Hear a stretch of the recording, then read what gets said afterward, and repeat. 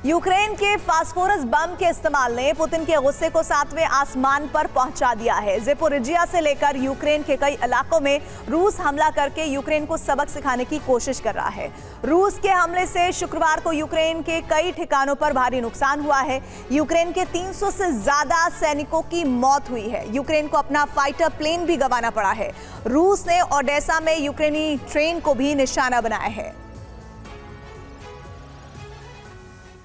धमाकों से कांपती जमीन का वो हिस्सा जहां हर कदम पर मौत का खतरा है, जहां आम इंसान का जाना मना है, जहां हर तरफ बारूद की बदबू और जली हुई इमारतें हैं। यूक्रेन के उसी वॉर जोन से आई हैं ऐसी कई तस्वीरें जिससे जाहिर हो रहा है कि यूक्रेन के फास्फोरस बम से हमले का बदला रूस ने किस तरह तबाही मचा कर लिया है। रूस की एरोस्पेस फोर्स ने यूक्रेन को दहलाने का प्लान तैयार किया था और शुक्रवार शाम से शुरू हुआ एक जबरदस्त अटैक। आसमान में रूस के बॉम्बर उड़ान भर रहे थे और जमीन पर एयर डिफेंस ने मोर्चा संभाला था। नतीजा ये हुआ कि यूक्रेन के 2 एयरक्राफ्ट को गिरा दिया गया।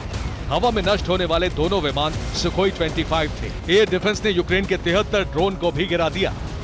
डोनेस्क और कुपियांस्क में भी रूस की सेना ने यूक्रेन पर जबरदस्त हमला किया।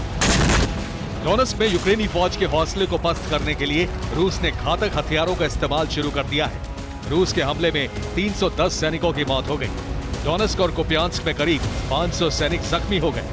रूस की सेना ने यूक्रेनी फौज के 6 हमलों को नाकाम कर दिया, लेकिन ज़ेपोरिजिया में फास्फोरस बम के इस्तेमाल के बाद यूक्रेनी फौज के हौसले बुलंद थे। रूस की सेना को भारी नुकसान पहुंचाने के बाद यूक्रेन की आर्मी तेजी से आगे बढ़ रही है। रिपोर्ट के मुताबिक यूक्रेन की फौज ज़ेपोरिजिया में रूस की डिफेंस लाइन को भेदने में कामयाब हो गई है। रूस के काकोव्का से ये तस्वीरें आई हैं। तस्वीर से जाहिर हो रहा है कि काकोव्का में जोरदार धमाका हुआ है, लेकिन ये यूक्रेन का ड्रोन अटैक था या फिर कोई हादसा, रूस की तरफ से कोई बयान नहीं आया है। अब बाखमुत की तस्वीरें देखिए। ताबड़तोड़ गोलियां चल रही हैं। अंधाधुंध फायरिंग करने की वजह है यूक्रेन टुकड़ी का रूस के एक ठिकाने पर अटैक। इतनी गोलियां दागी जा रही हैं कि दुश्मन कहीं भी छिपा हो बच ना सके। यूक्रेन फौज का हौसला कितना बढ़ चुका है ये भी जाहिर हो रहा है। यूक्रेनी आर्मी का जवान गोलियां चलाते हुए तेजी से आगे बढ़ रहा है। दावा है कि रूस की सेना को यहां से पीछे जाना पड़ा है। रूस के एक ब्लॉगर ने खुलासा किया है कि यूक्रेनी फौज ने सेडोव और स्क्वावोस्की इलाके में भी हमला किया। ये दोनों खेरसों में हैं। इस वक्त इन दोनों जगहों पर रूस का कब्जा है। रूस की सीमा के करीब इस इमारत में यूक्रेनी फौज ने छिपने के लिए ठिकाना बनाया था, लेकिन रूस के ड्रोन ने इस जगह को ढूंढ निकाला और फिर इमारत में धमाका किया गया। वॉर जोन में सुरंगों का बहुत बड़ा जाल बिछ चुका है। ऐसे सुरंगों में छिपकर ही यूक्रेनी फौज मुकाबला कर रही है। ऐसे सुरंगों की निगरानी के लिए रूस ने कई ड्रोन लगाए हैं।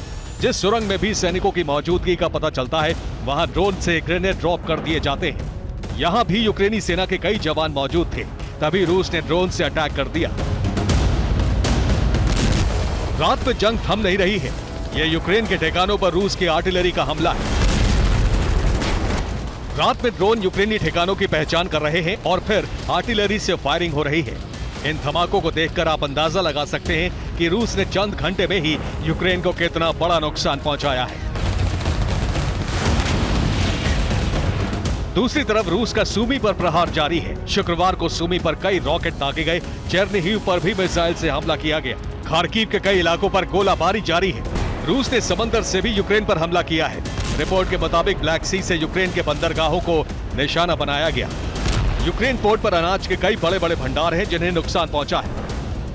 ओडेसा पर फिर रूस ने ताबड़तोड़ अटैक किया। ओडेसा के कई रिहायशी इलाकों में धमाकों की आवाज सुनी गई। रूस की एक मिसाइल यूक्रेन की एक मालगाड़ी पर गिरा दी गई। यूक्रेन ने नेटो देशों को सफाई दी है कि मौसम की वजह से यूक्रेन का प्लान नाकाम रहा और रूस पर ताबड़तोड़ हमले नहीं किए जा सके। फिलहाल रूस के बदले का एक्शन जारी है। यूक्रेन के अटैक को नाकाम करने के लिए रूस की सीमा पर बड़े पैमाने पर एयर डिफेंस की तैनाती कर दी है। यूक्रेन के ड्रोन अब इसीलिए हमले में कामयाब नहीं हो रहे हैं। सबसे सख्त सुरक्षा मॉस्को और क्रीमिया में है। अपनी जमीन को सुरक्षित बनाने के साथ रूस ने यूक्रेन पर बारूद की बरसात जारी रखी है। आने वाले दिनों में ये हमले और तेज होंगे, क्योंकि रूस की कोशिश बर्फबारी से पहले यूक्रेन को पूरी तरह से तहस नहस करने की है। Bureau report, TV9 Bharatvarsh.